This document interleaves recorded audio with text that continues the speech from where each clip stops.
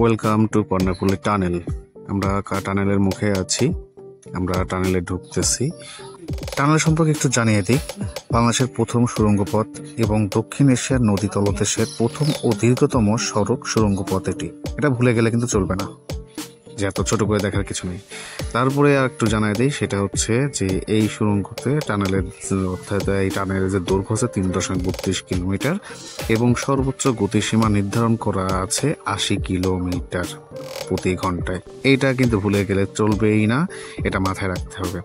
এবং ভাবার বিষয় একটা, সেটা হচ্ছে এই টানেলের যেটা সমুদ্রভাগের মাঝখানটা সে 150 ফুট গভীরে, অর্থাৎ আমরা সমুদ্রের 150 ফিট গভীরে দিয়ে আমরা এই যাচ্ছি এখন।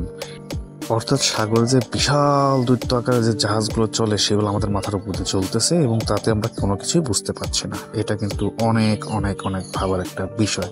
যাই হোক, টানেলের রাস্তা আমাদের শেষ, এখন আমরা টানেল থেকে বের হয়ে যাচ্ছি। টানেলের মধ্যে কি ছিল সেটা অল্প একটু ভিডিওর মধ্যে দেখানোর চেষ্টা করেছি, যাতে অনেকে জানা ছিল না সেটুকু তো জানতে পারলো, দেখতে পারলো।